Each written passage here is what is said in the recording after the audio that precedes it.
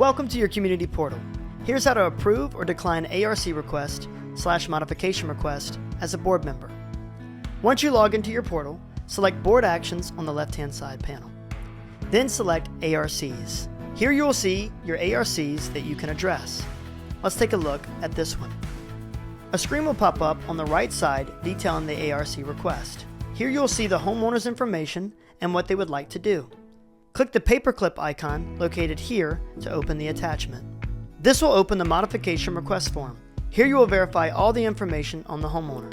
Make sure that there is a detailed description of what the homeowner would like to do provided here. Then scroll down and make sure that it's signed and dated.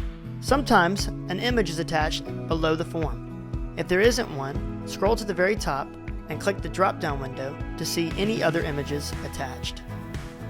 If the request is within association's restrictions, select Vote located here and click Approve. This will send a message to Restoration Property Management letting us know we received a vote of approval.